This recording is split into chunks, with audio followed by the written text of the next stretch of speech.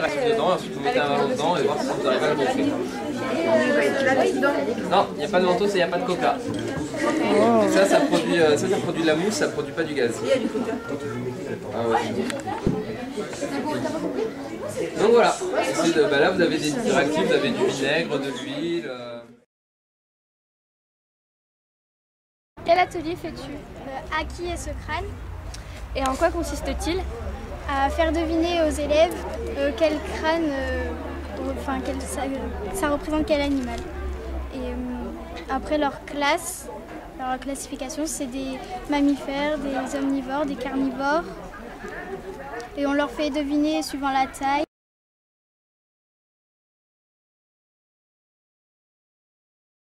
Pourquoi y a-t-il du riz sur cet instrument? On avait mis du riz sur cette caisse claire pour démontrer une expérience. On voulait faire vibrer les grains de riz pour prouver que l'air c'était quelque chose qui vibrait et du coup qui faisait sautiller sur la peau de la caisse claire.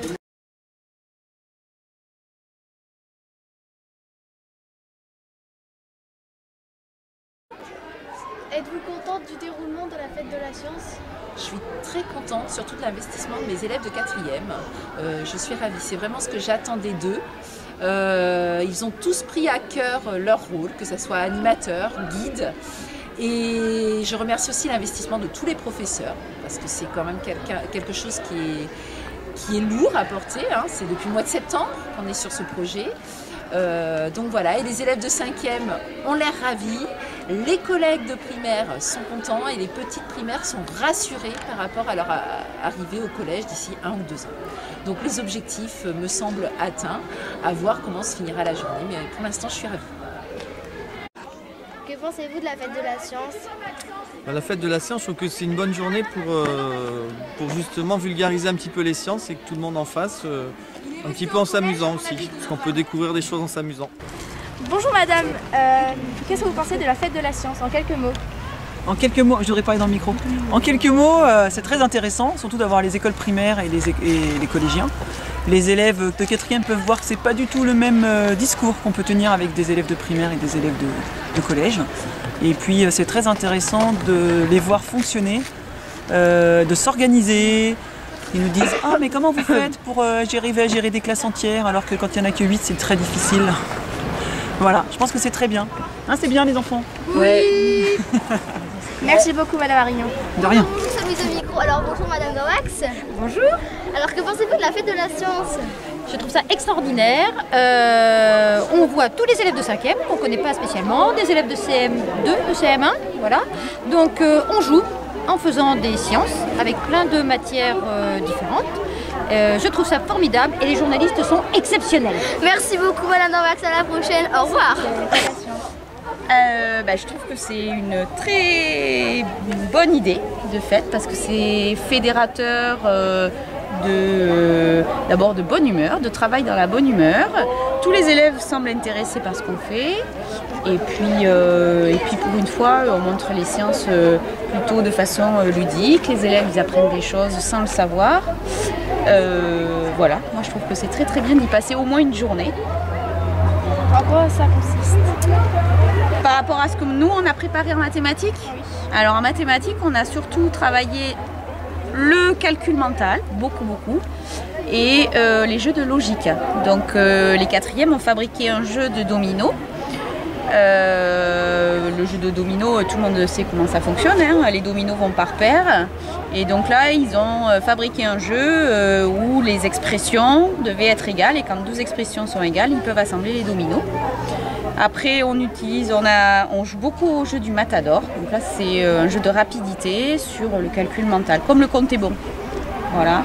Et ensuite, on a des petits jeux de logique où on doit placer des petits pions. Alors, soit c'est de l'orientation, soit c'est du calcul, encore à nouveau. Et ça, c'est plus pour les élèves du cours moyen. Voilà. Merci beaucoup.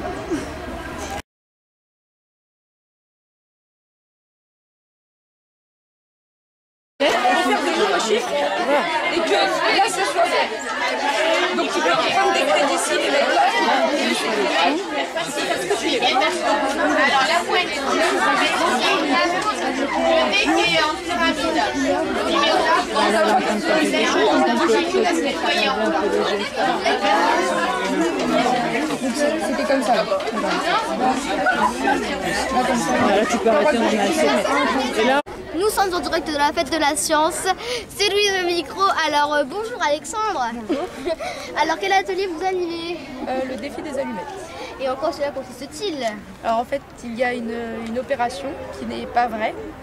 Et donc il faut bouger des allumettes, une allumette pour la mettre à un autre endroit et pour que l'opération soit juste.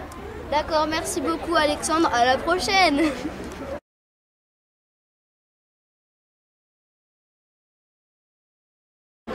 Quel est le nom de cet atelier? Le corps en question.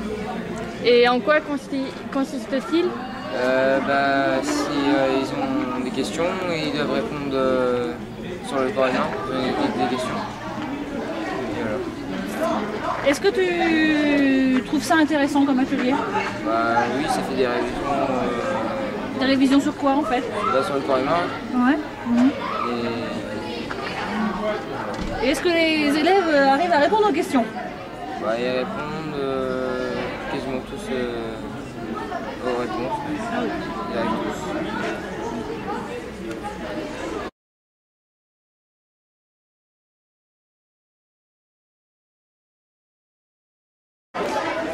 En quoi consiste ton atelier? J'ai pas entendu. Le papier recyclé. Tirer du papier en petits bouts. Et ensuite? Le mettre dans un bac avec de l'eau. Attendre un jour.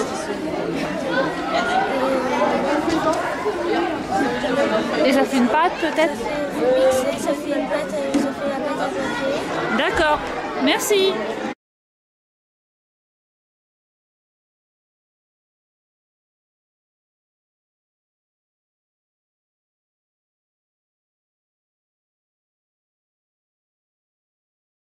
Vas-y Maëva. Ce que j'ai aimé, c'est quand on a vu les planètes, quand il nous a expliqué plein de choses, comme la Terre.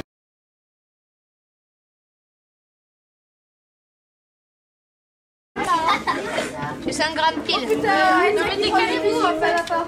Moi je sais pas. Exerce, je suis désolée. Jérémy, mais pas nos têtes. Non mais d'ailleurs, je vais pas peut-être. Bonjour, nous sommes en direct de la fête de la science. Quel est ton atelier? C'est quoi la fusion? À quoi ça consiste? Ça consiste à faire une pâte à l'eau. La pâte à l'eau, c'est de la pâte qu'on met sur les fesses de bébé. Et en fait, on fait chauffer de la cire d'abeille. On va le faire chauffer, ça passe à l'état solide à l'état liquide.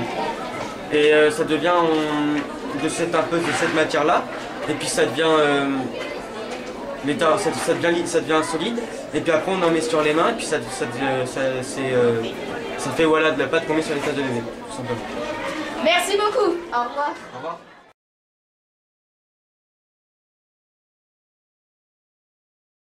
Newton il s'est demandé comment d'où venaient les couleurs de l'arc-en-ciel. Donc il a voulu faire un test. La lumière elle passe dans des gouttes d'eau, elle reflète dans des gouttes d'eau et la goutte d'eau fragmente la lumière qui donne les 7 couleurs de l'arc-en-ciel.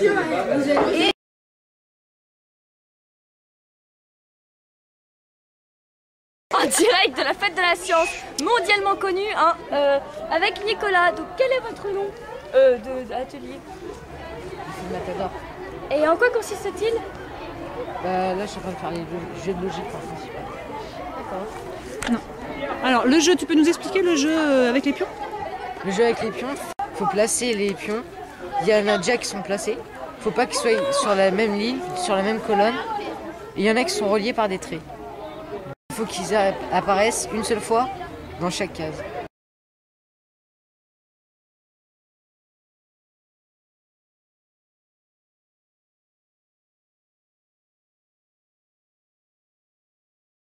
Alors, première question, qui êtes-vous? Alors, moi je m'appelle Alexandre Dutré, je suis animateur pour l'association Charente Nature. Et donc aujourd'hui je suis venu pour aider des élèves à animer un atelier sur le gaspillage alimentaire. Puisqu'on travaille depuis plusieurs années, nous, sur les problèmes des déchets et comment éviter les déchets.